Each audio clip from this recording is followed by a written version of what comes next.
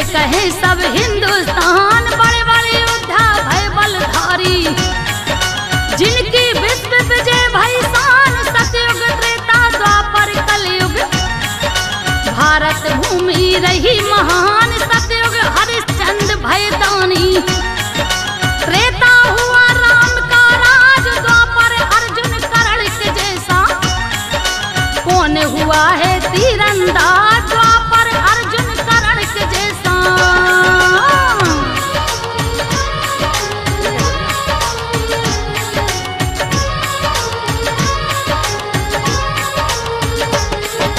द्वापर अर्जुन कर्ण के जैसा कौन हुआ है तीरंदाज, कलयुग की क्या बरनी कह दूं, चारों युग हैं एक समान, सारा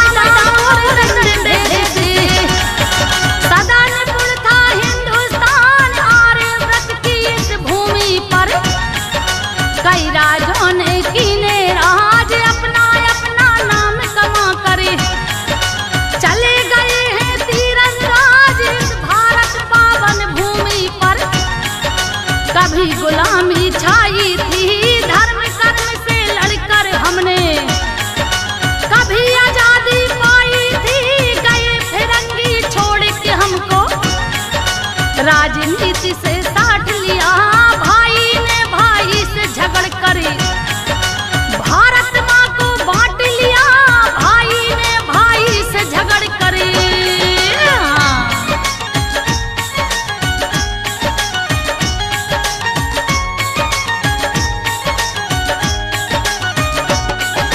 भाई ने भाई से झगड़ कर भारत माँ को बांट लिया, एक सपूत गुजरात में जन्मा, उसकी कथा सुनाती हूँ, करनी कथनी जिसकी जैसी, साचा हाल बताती हूँ, 14वें प्रधानमंत्री बनकर भारत की जो बढ़ा रहे शान, नरेंद्र दामोदर दास मोदी, जाने जिनको सकल जहान, बीजेपी से सेवक बनकर सेवा सबकी तीसरी मान, बड़ा कठिन था उनका बचपन, क्या मैं मुख से करूं बखान, पिता दामोदर दास की भैया, एक छोटी सी रही दुकान, चाय पिलाकर बड़े प्रेम से, जिनने पाल लई संतान, चाय पिलाकर बड़े प्रेम से।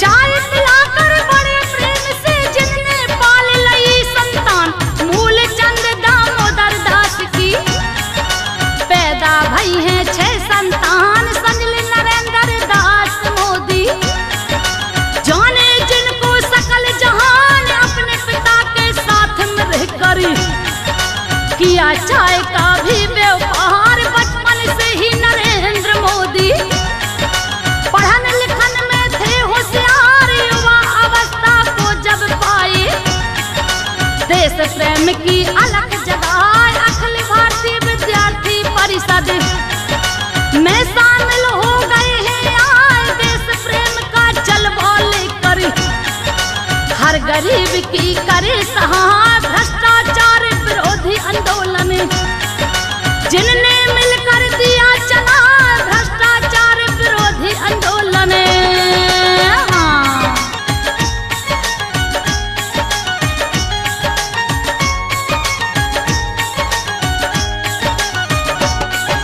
भ्रष्टाचार विरोधी आंदोलन जिनने मिलकर दिया चला, धीरे धीरे मोदी जी को जनमानस का मिला सपोर्ट, वो ही बढ़ जाते हैं आगे, जिनके दिल नहीं रहता खोट, शहर बड़े नगर में पढ़ लिख कर RSS में किए प्रवेश, अपनी जिम्मेदारी समझ कर कारज पूर्ण किए विशेष, सन 1980 में भैया गुजरात विश्वविद्यालय आए, राजनीति विज्ञान से सुनिए OMA की डिग्री पाए, बड़े बड़े ख्वाब सजाए जिसने, मेहनत मेहनत करी खूब भरपूर सेवा करने को जन जन की। ऐसा तन में चढ़ा सुरूर सेवा करने को जन जन की।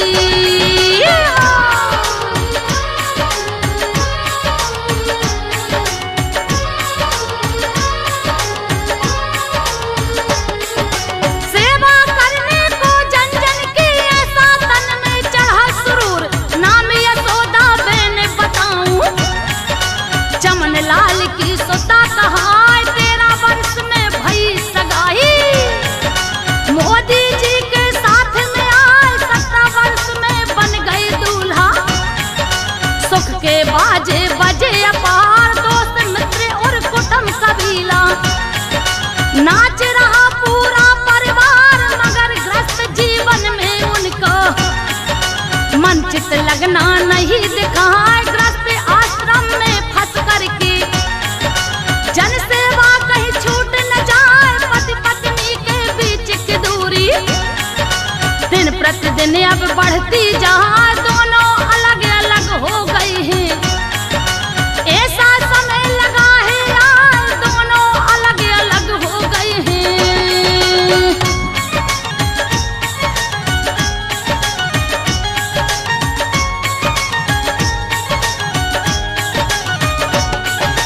दोनों अलग अलग हो गए हैं, कैसा समय का लगा है आए। राष्ट्रीय स्वयंसेवक संघ की शाखा में लिखवा कर नाम, निष्ठावान प्रचारक बन करे किए धर्म के जिनने काम। भारतीय जनता पार्टी का परचम जिनने उठा लिया है हाथ, शंकर सिंह बघेल जी का।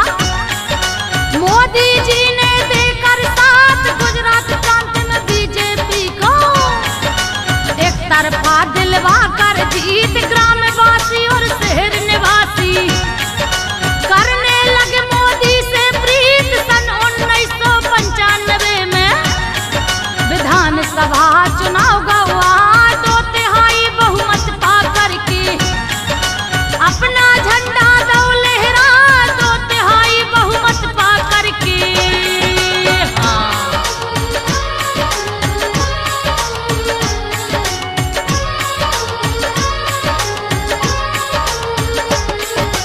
दो तिहाई बहुमत पा करके अपना झंडा दो लहराए। राम मंदिर बनवाने भैया आडवाणी जी ठाने ठान बने सारथी नरेंद्र मोदी। अपने हाथ में लई कमान, सोमनाथ से अवधपुरी तक रथ यात्रा निकली घनघोर। मोदी जी का सुनकर भाषण होने लगा देश में शोर। ऐसा कर्मठ नेता अब तक देखन नहीं मिला दिलदार। दंग विपक्षी देख हुए हैं मोदी जी की सुन ललकार। काली मूछे काली दाढ़ी, बाड़ी बड़ी तेज तर्रार। राम राम श्री रामचंद्र की गूंजन लागी जय जयकार। राम राम श्री रामचंद्र की जय श्री राम।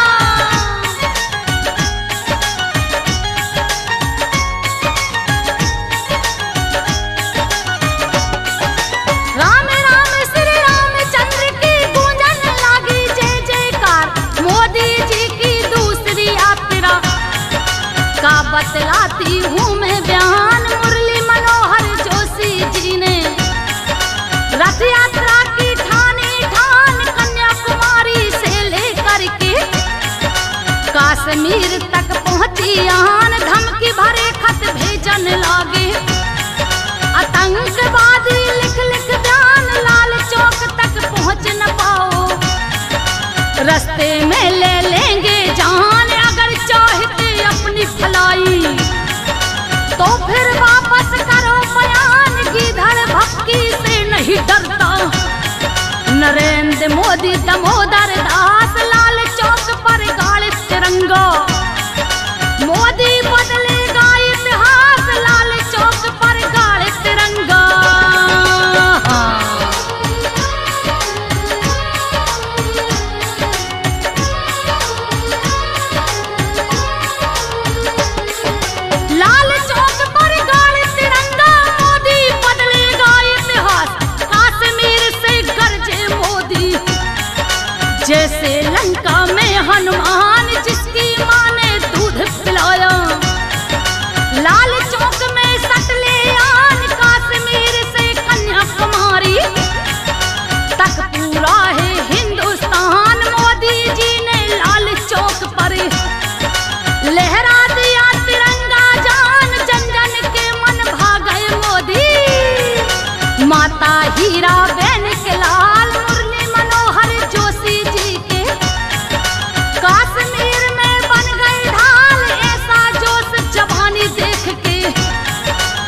दुश्मन गया कलेजा का, बिल से फिर निकले ना बाहर।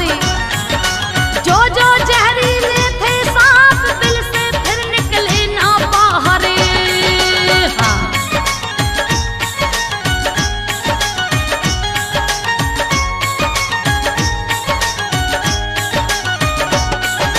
बिल से फिर निकले ना बाहर, जो जो जहरीले थे सांप। सन 1998 में बीजेपी में भई सलाह, राष्ट्रीय महामंत्री पद पे मोदी जी को दिया बिठान। न्याय नीति के साथ में मोदी जनसेवक बन करते काम, अच्छे काम करे जो जग में, उसका हो जाता है नाम। अक्टूबर 2001 में भैया मुख्यमंत्री पद गए हैं बाहर, राजा बना लिया जनता ने। पावन भूमि गुजरात की बोल उठी है जय जय, कहा नरेंद्र मोदी जी ने भैया।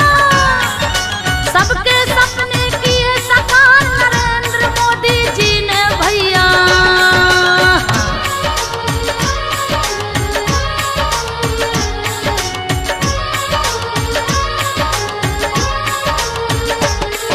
नरेंद्र मोदी जी ने भैया सबके सपने किए साकार।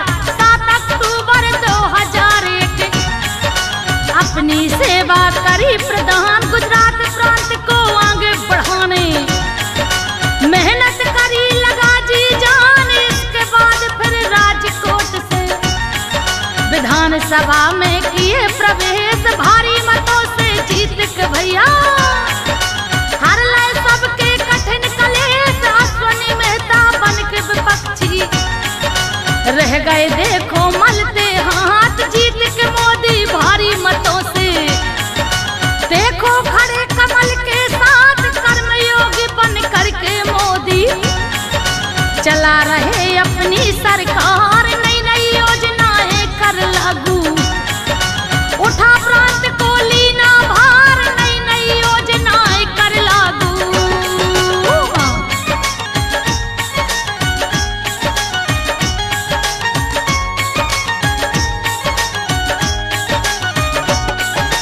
नई नई योजनाएं कर लागू, उठा प्रांत का लीना भार।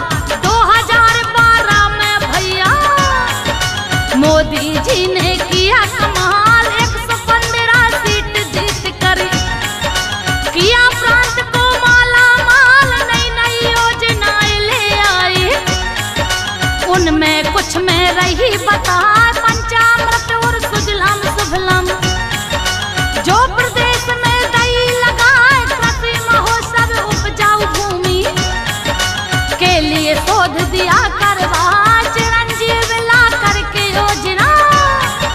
बाल शिशुओं को लिया बचा, मातृ वंदना ला के योजना। जच्चा बच्चा हुए सुखाए, गुजरात की पावन भूमि पर अपना झंडा दिया गड़ाए, गुजरात की पावन भूमि पर। हाँ।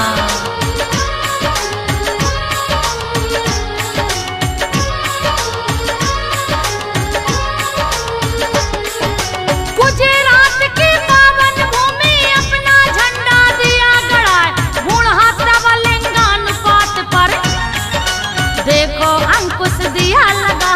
बेटी बचाओ अब भारत की, बेटी बिन जग चलता ना।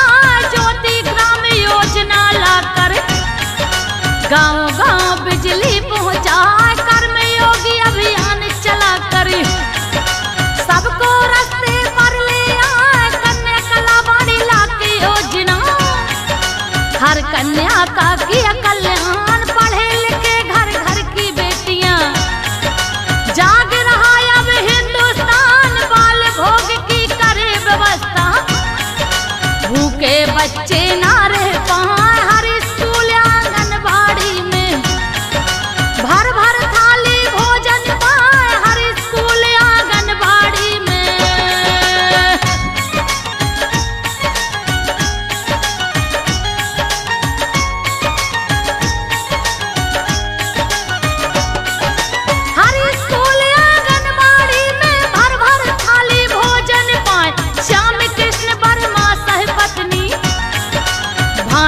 मती आर्य समाज जिनकी अस्थियां स्वदेश वापस लाने का करके आगाज मांडवी श्याम जन्म स्थली में क्रांति तीर्थ का किया निर्माण दूर दूर से आए पर्यटक गुजरात भूमि में श्रीमान आतंकवाद पर मोदी जी ने सुनिए अपने रखे विचार 18 जुलाई 2006 को मनमोहन से की रही सरकार मुंबई नगरी दहल उठी थी मचा खूब था हाहाकार पाकिस्तानी आतंकवादी बहा लहू की रहे थे धार पाकिस्तानी आतंकवादी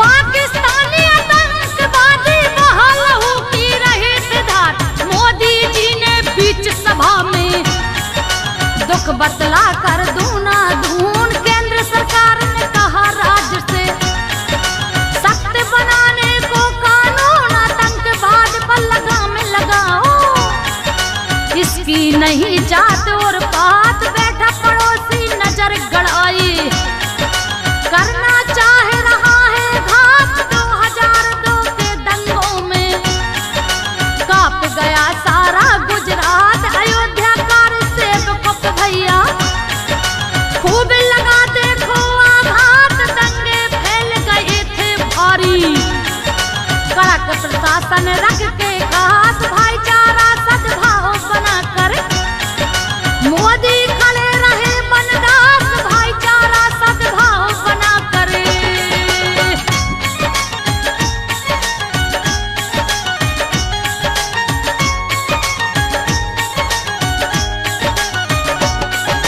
भाईचारा सद्भाव बनाकर मोदी खड़े रहे बनदास बदनामी करने मोदी की खड़े विपक्षी सीना तान बीजेपी पर फिक्रे कस कस कड़वी बोल रहे जुबान ऐसे आई दिन करीब बारी गली मोहल्ले घर घर छान मोदी को निर्दोष बताया भारी अदालत देकर बयान मोदी जी के राज्य में भैया खुश है हिंदू और मुसलमान हिंदू मुस्लिम सिख ईसाई भारत माता की संतान हर घर में होते हैं झगड़े पर रहते सब एक समान 2014 जब लगा जाग गया अब हिंदुस्तान 2014 जब लगा